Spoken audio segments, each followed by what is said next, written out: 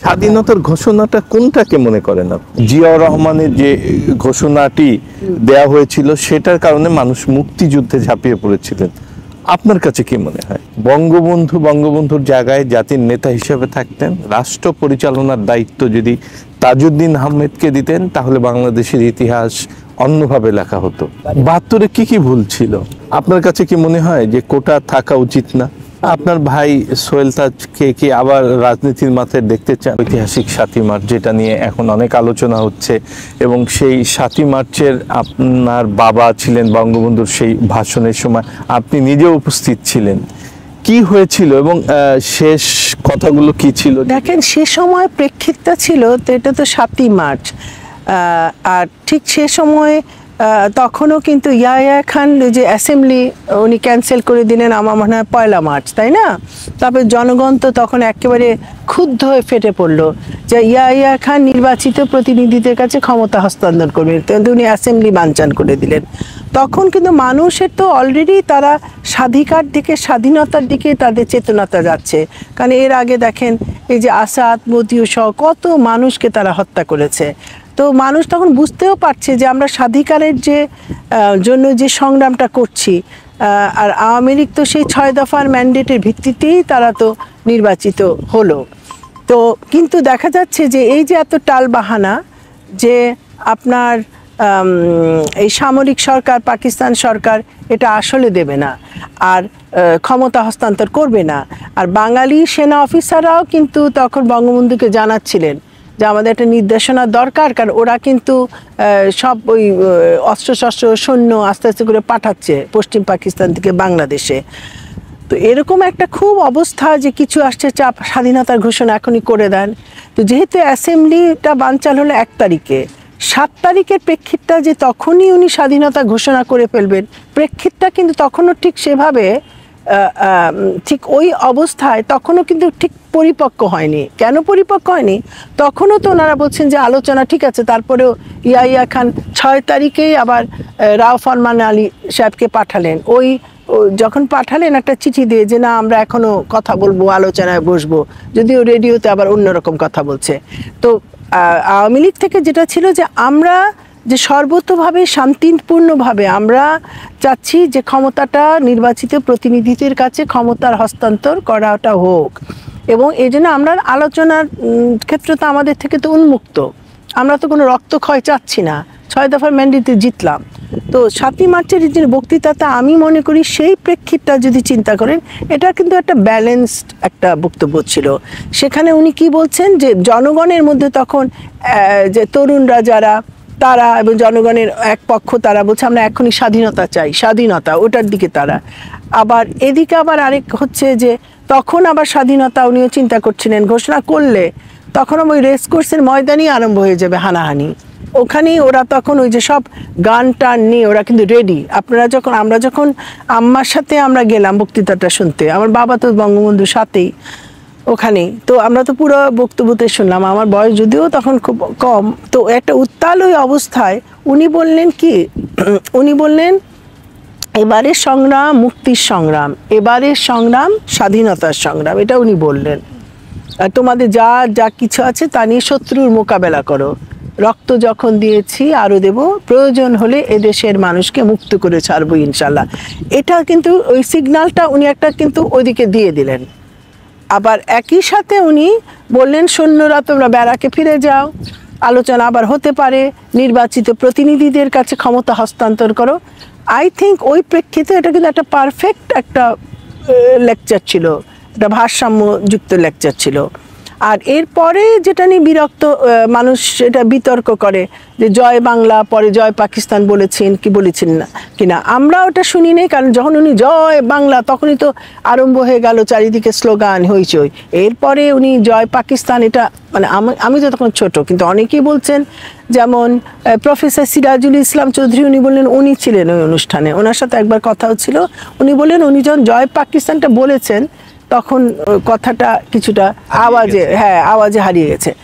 আমার কথা কিন্তু ওটা আসল কথা না, ওটা তো তখন পাকিস্তান ফ্রেমওয়ার্কের মধ্যেই তো আমাদের নির্বাচনটা হয়েছে, তখনও তো মানে একেবারেই 25শে মার্চ তখনও শুরু হয়ে যায়নি। তখন খবর আসছে, তখন উনি কিন্তু সিগন্যালটা তো দুদিকেই দিলেন যে এখনো তোমরা যে ঠিক হও, রক্তক্ষয় এড়াতে তখন নির্বাচিত প্রতিনিধির হাতে ক্ষমতা হস্তান্তরই ঠিক। বিতর্ক করাটা আমার মনে হয় ঠিক না, কিন্তু আমরা মনে করতে পারি যে না, ওটা স্বাধীনতার ঘোষণাও ছিল না, ওটা একটা ব্যালেন্স, স্বাধীনতার প্রতি একটা কিন্তু বড় ইঙ্গিত ছিল, বড় ওইদিকে একটা তার একটা কথা বলে ওইদিকে একটা দিক নির্দেশনা ছিল, আবার সৈন্যদের প্রতি পাকিস্তান স্বৈর মানে ডিক্টেটোরিয়াল সেনা রেজিমের প্রতিও তার একটা নির্দেশনা ছিল। তো দ্যাট ওয়াজ পারফেক্ট। স্বাধীনতার ঘোষণাটা কোনটাকে মনে করেন আপনি? স্বাধীনতার ঘোষণা একটা কি জানেন, যখন গণহত্যাটা আরম্ভ করে দিল, তারা ছাত্রাবাসে ছাত্রদের হত্যা, নিরীহ প্রফেসরদেরকে হত্যা, রিক্সা পুলার, আমারই তো তখন আমরা এক জায়গা থেকে এক জায়গায় পালাচ্ছি, মাথার উপর দিয়ে চলছে বন্দুকের গোলাগুলি, লাশের পাহাড়, ওখানে সব গরিব মানুষগুলোর লাশ, সব যারা দিনমজুর তাদের লাশ, সাধারণ সবার লাশ, ওখানে লাশ লাশ লাশ। তখন কিন্তু মানুষ টার্ন অ্যারাউন্ড করলো যে এটাকে কিন্তু মানে ওই গণহত্যার মধ্যে দিয়ে ওদের কবরটা কিন্তু ওরা রচনা করলো পাকিস্তান। আর তখন ঘোষণাটা যার যার মতো তাই দিয়েছে। আমি এখানে একটা গল্প বলি। ধরেন ওই রাতে বঙ্গবন্ধুর কাছে যখন আব্বুতে তো একটা প্রস্তুতি ছিল, একটা যে যদি এটা হার্ড লাইনে চলে যায়, আমার মায়ের লেখা তো আছে, আম্মা জিজ্ঞেস করেছিলেন যদি আলোচনা ব্যর্থ হয়, যেদিকে দেখা যাচ্ছে যে ওরা আস্তে আস্তে সেনাবাহিনী নিয়ে আসছে, এই অবস্থা একটা এক্সট্রিমের দিকে চলে যাচ্ছে, যদি আলোচনা ব্যর্থ হয়, নির্বাচিত প্রতিনিধিদের কাছে ক্ষমতা হস্তান্তর না করে তারা এই মানে একটা ক্র্যাকডাউনের পথে চলে যায়, তাহলে আমাদের বিকল্প কি হবে? তখন তাজউদ্দিন আহমেদ বলেছিলেন যে আমরা মানে বঙ্গবন্ধু কিনা আমরা আন্ডারগ্রাউন্ডে চলে যাব এবং স্বাধীনতা ঘোষণা করে দেব। ওই মতো উনি কিন্তু ঘোষণাটা লিখেন, ড্রাফটও করেন তাজউদ্দিন আহমেদ। কারণ বঙ্গবন্ধুর সমস্ত লেখা মানে বলতো যে বঙ্গবন্ধুর যে ভাষা, হৃদয়টা ছিল তাজউদ্দিন আহমেদ, ব্রেইনটা ছিল তাজউদ্দিন আহমেদ। এটা অবশ্য আমার কথা না, ভুট্টো বলেছে যে আমি মুজিবকে ভয় পাই না, কিন্তু ফাইল বগলে যে লোকটি মুজিবের পিছনে বসে থাকে সেই তাজউদ্দিন, তাকে কাবু করা খুব মুশকিল। This Tajuddin will be our main problem. Rao Farman আলীও বলেছে যে তোমরা যে স্বাধিকার নিয়ে কথা বলছো, আন্দোলন, ওগুলি নিয়ে আমাদের সমস্যা না, আমাদের মেইন শত্রু ছিল তাজউদ্দিন আহমেদ। এগুলো তো বইয়ে লেখাতে তারা নির্ণয় করেছিল এই মানুষটা, একে আগে হত্যা করতে হবে, এই জন্য উনি কিন্তু ডেথ লিস্টে ছিলেন।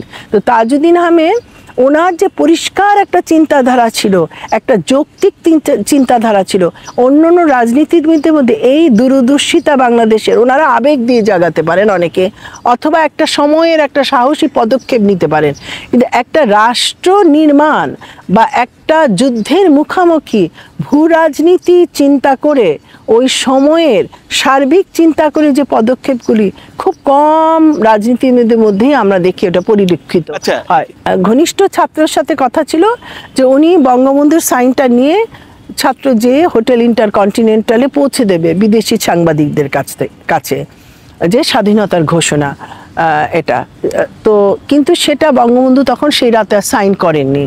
ওনাদের পূর্ব পরিকল্পনা ছিল ওনারা আন্ডারগ্রাউন্ডে চলে যাবেন, উনি ওটা লাস্ট মুহূর্তে উনি সিদ্ধান্ত পাল্টালেন। আর কোন লাস্ট মুহূর্তে?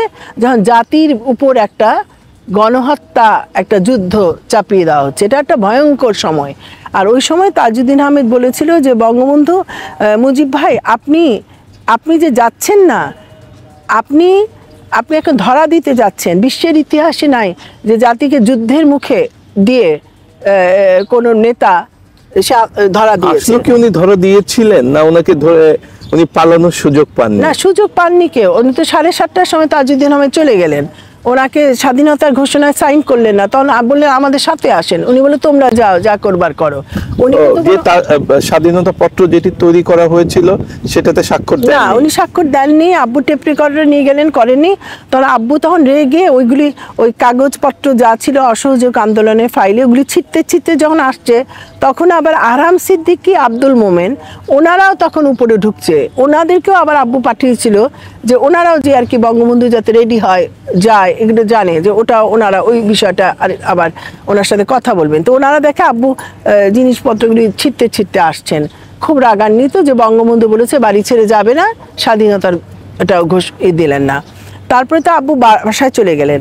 আর ওই সিক্রেট প্ল্যানটাই ছিলেন, আমি বলি কে, ব্যারিস্টার আমিনুল ইসলাম, ডক্টর কামাল হোসেন, বঙ্গবন্ধু শেখ মুজিবুর রহমান, তাজউদ্দিন আহমেদ, যে এনারা একটা পুরান ঢাকা একটা বাসায় চলে যাবে। এটা বোধহয় সর্দার ফজলুল করিমের মনে হয়, ওনার সর্দার ফজলুল করিম এই নামটা, উনি আওয়ামী লীগের একজন সমর্থক ছিলেন, হয়তো সর্দার ফজলুল করিম না, কিন্তু ওরকম এই নামটা কাছাকাছি।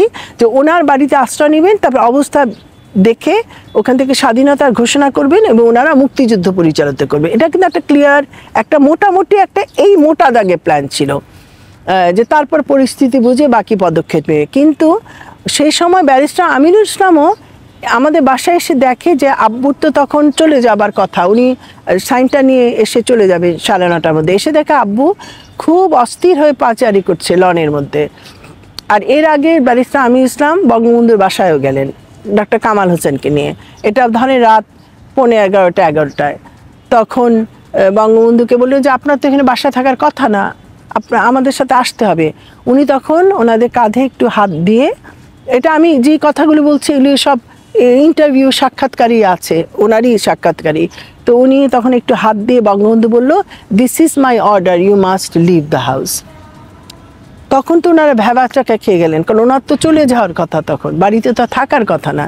তখন ওই আমিনুল ইসলাম এসে দেখে যে আব্বু এরকম লনে খুব খুব মানে মনোকষ্টে উনি আপ অ্যান্ড ডাউন পায়চারি করছেন, আর পরনে লুঙ্গি আর একটা গেঞ্জি টাইপের।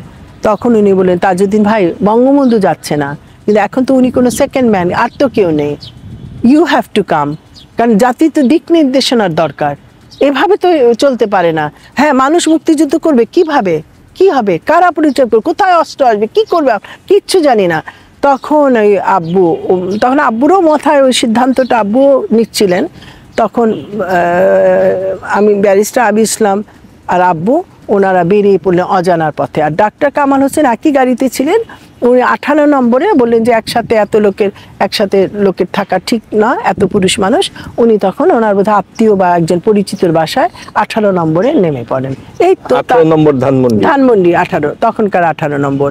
আর এই তো হলো যে ওনারা তখন লালমাটিয়ায় ইঞ্জিনিয়ার গফুর সাহেবের বাসায় আশ্রয় নিলেন, সেখান থেকে দেখলেন মরণযজ্ঞ।